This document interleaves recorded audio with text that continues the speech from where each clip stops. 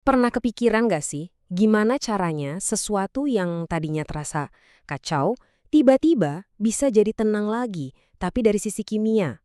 Nah, hari ini kita bakal bongkar rahasia di balik aksi penyeimbangan kimiawi yang sebetulnya terjadi setiap hari di sekitar kita.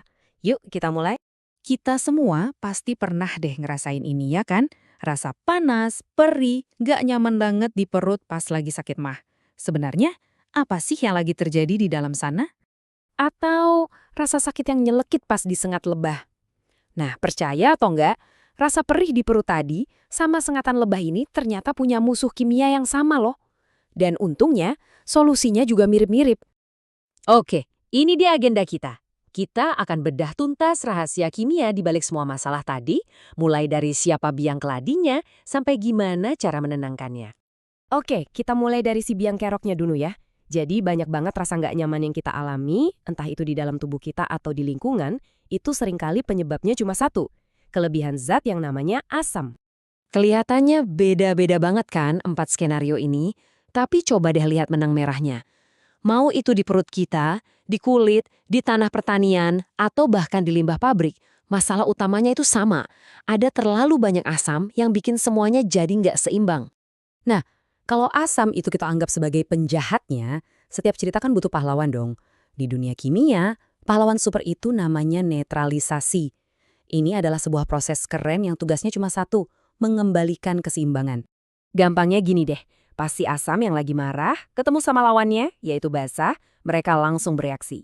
Hasil akhirnya, dua zat yang jauh lebih kalem, garam dan air. Ini tuh kayak tarian kimia buat menciptakan kedamaian. Coba lihat deh persamaan ini. Asam ditambah basa jadi garam plus air. Kelihatannya simpel banget kan? Tapi inilah inti dari semua yang kita bahas. Persamaan inilah kuncinya buat menenangkan kekacauan kimiawi di mana-mana. Mulai dari perut kita sampai ke pabrik-pabrik besar. Nah, yang benar-benar seru tuh ada di level yang nggak kelihatan sama mata kita. Gimana sih sebetulnya molekul-molekul ini berjabat tangan sampai bisa saling menenangkan? Oke, biar paham kita harus kenalan dulu sama dua pemain utamanya. Bayangin aja, si asam itu ngelepasin partikel superpositif bernama ion H+. Sementara itu si basa ngelepasin partikel penyeimbang yang super negatif namanya ion OH-. Mereka ini kutub yang berlawanan dan seluruh keajaiban netralisasi ini terjadi pas mereka akhirnya ketemu. Yuk kita tonton dramanya.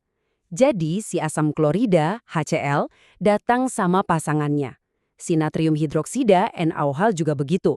Tapi pas mereka ketemu, H+ dari asam langsung naksir berat sama OH- dari basa. Mereka langsung tarik-tarikan dan gabung jadi satu membentuk air atau H2O yang stabil banget.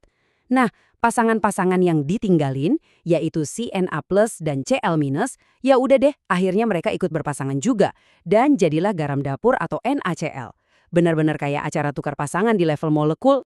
Dan lihat deh hasilnya di skala pH. Kita mulai dari dua kondisi ekstrim, yang sangat asam dan yang sangat basa. Begitu mereka bereaksi, kita langsung dapat hasil yang ada di tengah-tengah, di zona netral, dengan pH sekitar 7. Bener-bener transformasi total kan? Oh ya, ada satu lagi ciri khasnya.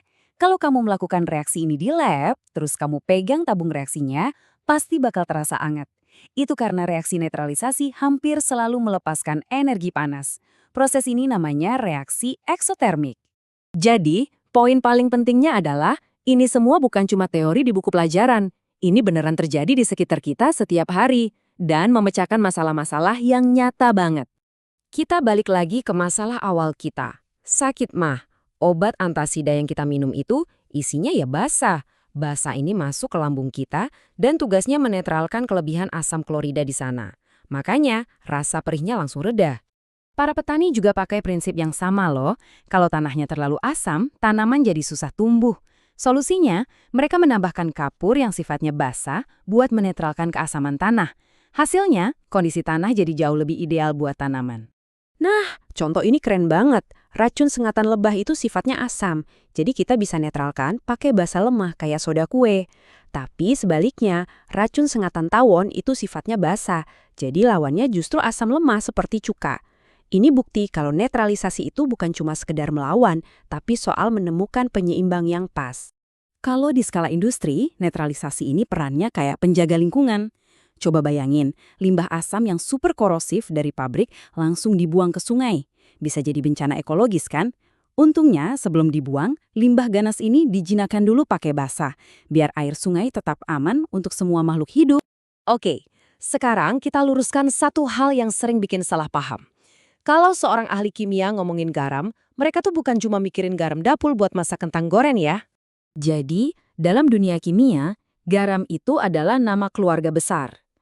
Garam dapur atau NaCl yang kita kenal itu cuma salah satu anggota keluarganya yang paling populer.